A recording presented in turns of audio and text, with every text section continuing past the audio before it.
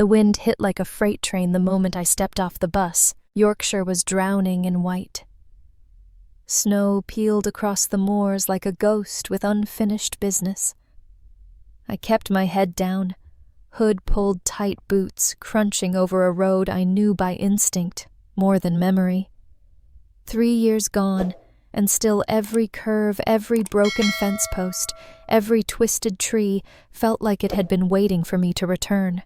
The cabin stood at the edge of a forgotten trail buried under 2 feet of snow and time. No lights, no footprints, just the hiss of winter brushing past the wooden boards like a breath held too long. I paused at the door. The lock had rusted. I didn't need a key.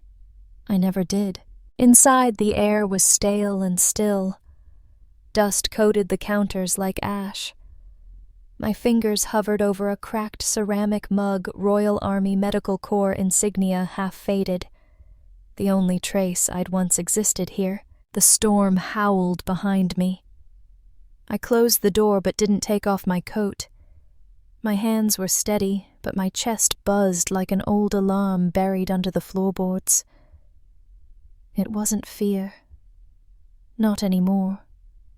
Just the sense that something unfinished had been watching this place, waiting for me to come back and finish it. I moved through the space in silence. No creaking floorboards. No misplaced memories. Only shadows. The laptop was still hidden under the false panel in the floorboards. Military grade, wiped clean, just like the records that claimed I no longer existed. But I wasn't here to prove I was alive. I was here to find out why they buried me. The screen blinked to life. No internet. No connection. Just the flicker of a local archive long forgotten but not gone. I stared at the login prompt. My old credentials wouldn't work. I knew that, but muscle memory was a stubborn thing. I typed in a string of numbers I hadn't used since the night everything ended. There was a pause, then access granted. That's when it hit me. The timestamp on the last login, 2 months ago. Someone had been here. Someone else. My pulse spiked slow and sharp. I wasn't alone in this. Not anymore. Outside, the wind screamed harder. Somewhere in the darkness, I swore I heard boots crunching snow. I closed the laptop, stood still, listening. No welcome home, no second chance. Just the cold and the knowledge that if I had any hope of reclaiming what was stolen, I'd have to vanish all over again. But this time on my terms. I waited for the boot screen like a pulse monitor. The military-grade laptop stuttered to life, decades old, but still faster than anything sold to civilians. The cold in the cabin bit into my fingers as I tapped through the backdoor protocol I'd written myself years ago. No network, just raw access to a buried server on a local drive, the kind no one's supposed to remember exists. The file structure loaded. Only one directory blinked back at me, Army active personnel, classified, red-listed. I clicked. And there it was. Monroe Eliza. Status, Kia, POS, traitor. My breath caught, but I didn't flinch. Below my name, every record I once had, deployment history commendations, psychological evils, even medical scans was gone. Not redacted, not encrypted, deleted. As if I'd never existed. As if I was never meant to. And then I saw the reclassification code, Code Obsidian. That wasn't standard. That wasn't military. That was internal purge, reserved for threats considered more dangerous alive than dead. I stared at the screen, my reflection fractured across the cold glass. I remember the first time I swore an oath in uniform, clean boots, polished brass heart full of purpose. I believed in rules, in chain of command, in truth. Now I was looking at proof that my own name had been weaponized against me. A name that once stood for strategy, for loyalty, for survival, now used as a warning label. Traitor. It wasn't anger that came first, it was clarity. They hadn't just erased me. They had rewritten me into their story, an enemy, a cautionary tale, a scapegoat. My fingertips hovered over the keyboard. I dug deeper. Nothing. Just a dead-end shell folder. Not even metadata left behind. Whoever cleaned it knew exactly what to scrub. I leaned back the old chair, groaning beneath me. There was only one reason for a code obsidian wipe, someone powerful enough to override military archives. Someone scared of what I still knew. Someone willing to bury me before I could speak. My mouth was dry, the kind of dry that comes after choking on silence for too long. I shut the laptop. I didn't need a headline to know what had happened. They'd silenced me with precision, buried me under the weight of classified lies, called me a ghost and hoped I'd stay that way. But ghosts don't sleep, they haunt. And I was done being erased. The cabin's silence wasn't still. It vibrated with the weight of what had been taken. I sat alone in the dark snow, thudding against the windows like a ticking clock. The laptop screen had gone black, but my thoughts hadn't. They were racing back to the place where time had stopped. The back of my neck still itched where the scar ran small and precise like a surgical whisper. I reached under my collar and pressed against it hard until a quiet pulse fired beneath my skin. It was still there. They thought they'd wiped everything, but they forgot the prototype. An embedded memory chip, unregistered, illegally tested on me during an intel trial in Qatar, originally designed to store encrypted short-term mission data directly in neural tissue. Most of the test subjects rejected it. I didn't. I pulled out a handheld reader from the compartment under the desk, one of the few pieces I'd hidden before deployment. Dust caked the ports, but the interface still recognized the frequency. When I placed it against my neck, I felt a sharp heat like something waking up. A tremor started at the base of my spine, then images. The download wasn't clean, fragmented, disjointed. I wasn't in Yorkshire anymore. I was back in the forest basin of British Columbia, where the trees grew too tall and the satellites couldn't see. Ashford compound, no signage, no coordinates, no official existence. But I remember the smell antiseptic and pine needles and fear. I was strapped to a metal gurney, arms locked at the elbows, steel bands pressed into bone. My name wasn't Eliza there. I was Subject 43A, my rank stripped, my voice silenced, my memories mined. A man stood behind the glass. Clipboard, white coat, familiar eyes. Adrian. He didn't speak to me. He spoke about me. Subject 43A shows heightened resistance to alpha wave suppression. Emotional recall remains intact despite Phase 2 protocol. The words hit me like a brick through ice. That wasn't a report. That was betrayal measured in brain scans. They weren't trying to extract intel. They were trying to reprogram identity. The flash shifted. Another room. Wires webbed across my scalp, a monitor blinking with neural spikes as someone repeated my name over and over again, except it wasn't mine. Rebecca Monroe, Rebecca Monroe. False identity overlay. Psychological conditioning. They were trying to replace me. Another jolt, darker now. Pain. A scream clawed its way up my throat but never escaped. They'd installed a vocal block neuromuscular, designed to short-circuit expression during resistance. But I remember the moment it glitched. One night a blackout, whether it was power or conscience, I'll never know. But the locks disengaged. A door left ajar. I crawled through blood and static, half-conscious, half-altered. I'd escaped barefoot into a forest, lit only by snow and moonlight. 2 nights later, I woke up in the trailer of a retired medic on the outskirts of Kelowna. I never gave him my name. He never asked. The flashback ended with a snap, my hands trembling as I pulled the reader away. Back in the cabin. Back in now. I sat in the silence, heart hammering like a war drum. Everything I remembered had just been confirmed. And what I'd remembered was only a fraction of what they'd done. Ashford Protocol wasn't a rumor. It wasn't a failed trial. It was a fully operational neural reconditioning program targeting high-ranking personnel capable of independent thought. The perfect soldier wasn't the one who followed orders. It was the one who thought they were their own. I stood slowly, knees stiff from the cold and from memory. My reflection in the dusty mirror looked back at me like a stranger with unfinished business. My face hadn't changed, but something behind the eyes had. They hadn't broken me in British Columbia, but they'd tried to rewrite me. Now I knew where it started, and I was going to find out where it ended. I met Malik in a condemned tunnel beneath East London, one of those forgotten arteries the city pretends doesn't exist. He never liked daylight, said it made him too visible. When I stepped through the gate, he didn't look up from his screen. "Jesus," he muttered, "you actually came back from the dead." "Not quite," I replied, tossing the encrypted drive onto his desk. "But I brought a ghost with me." He plugged it in without a word.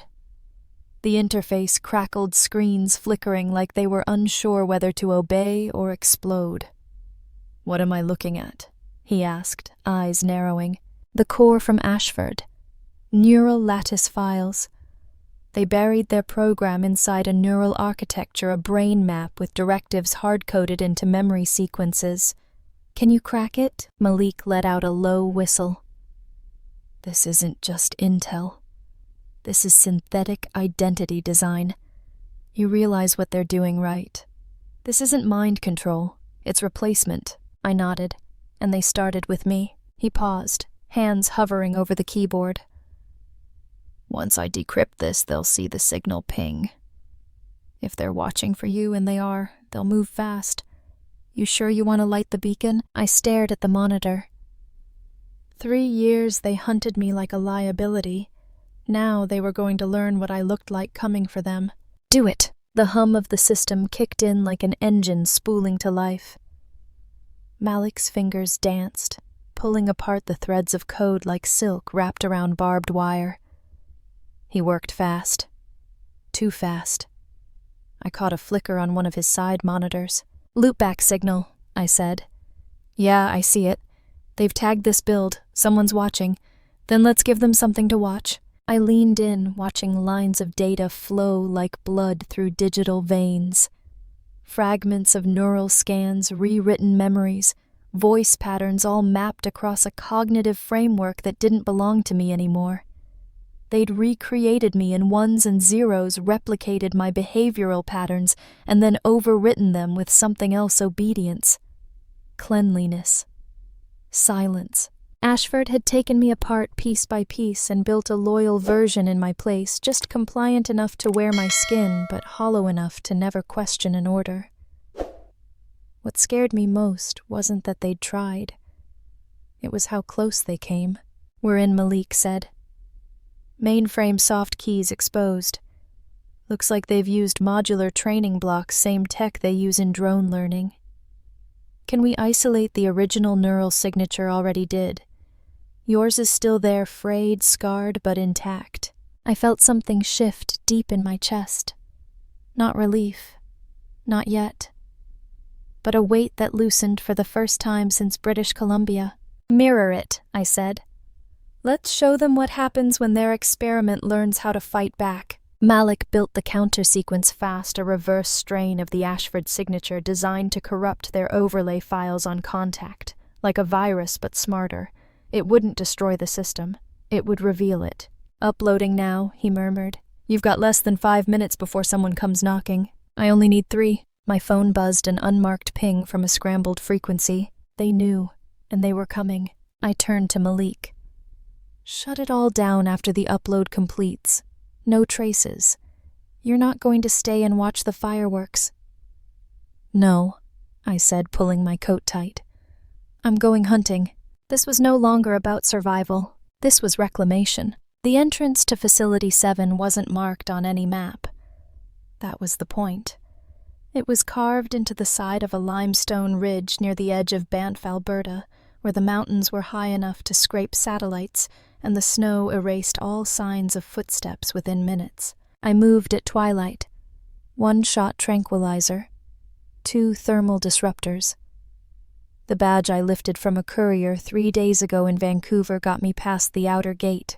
No alarms, no questions, just a scanner that blinked green when I told it a lie. Inside the walls weren't stone.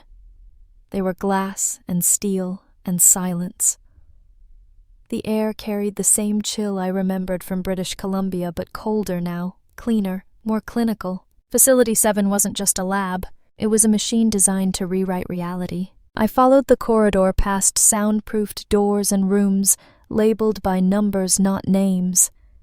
Some were dark. Some were glowing faintly blue from the neural reconditioning pods inside. Faces floated beneath the surface, motionless, mid-thought, mid-erasure. And then I saw him, standing at the end of the hallway, perfectly still, hands folded behind his back like he was posing for a propaganda portrait. Adrian. No lab coat this time, no clipboard, just him, my ex-husband, my handler, my captor. Eliza, he said softly, like we'd run into each other at a dinner party. You look alive. I stopped 6 feet from him, close enough to smell the antiseptic on his clothes. You erased my life. He tilted his head the way he used to when he wanted to sound reasonable. No, I redirected it. I almost laughed. Redirected.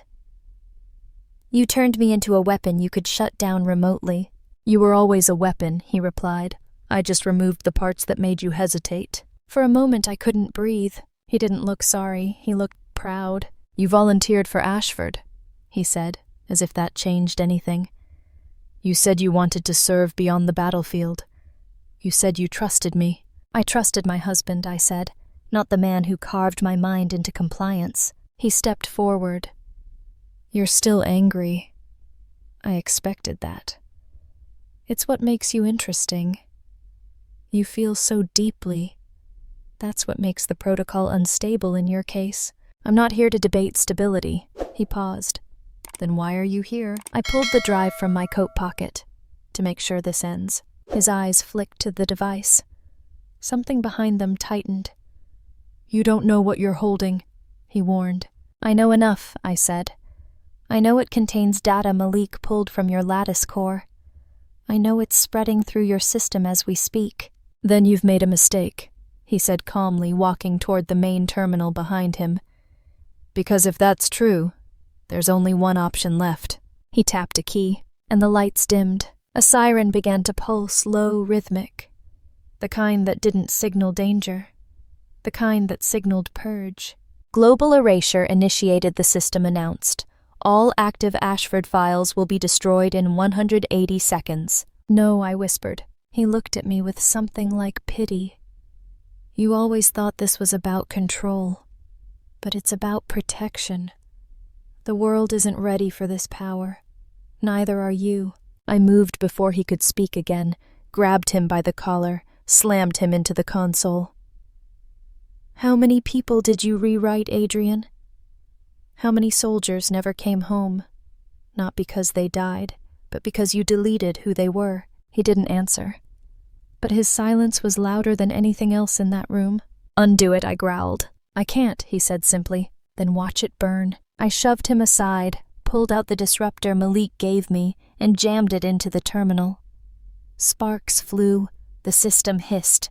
The countdown stuttered, then rebooted faster. Adrian laughed. You always were emotional. That's why Ashford never took in your brain. Too much noise. You mistook empathy for weakness, I said, standing above him now. And that's why you're going to lose. The screen blinked red. 98 seconds remaining. Somewhere in that building, people were sleeping in silence that wasn't theirs. And I didn't know if I could save them in time. But I wasn't leaving without trying. The override key glowed cold blue in my palm, smaller than a thumb drive, slick with condensation and panic.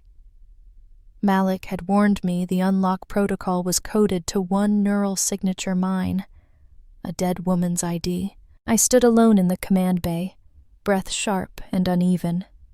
Alarms still pulsed through the walls, but the countdown had paused at 0058, waiting for confirmation or deletion. Adrian was unconscious behind me, blood pooling under his temple from where he hit the console. He'd gone quiet the moment he realized I wouldn't walk away. I turned to the biometric core. It was glass and light and humming steel, unfeeling, uncaring. Waiting. I placed my hand on the pad. Nothing. Then I reached up slowly and pressed the override chip to the center of the panel. It hissed, then blinked red. Neural match required. I closed my eyes. Everything they'd done to me, every pulse, Every erased memory, every time I tried to scream and nothing came out, was locked in my nervous system like a scar too deep to fade. Now it was the key. I sat in the chair. A single pin rose from the headrest, sleek, surgical. The kind meant to penetrate the skull just enough to read what no eye could see. It would hurt. It was meant to. I exhaled. "Begin scan," I whispered. The pin clicked into place. Then light, but not white, red. 1,000 needles of memory pierced at once. Voices, commands, static. My name repeating over and over in different tones until I didn't recognize it anymore. Faces of people I'd trained with now blank-eyed in sleep chambers.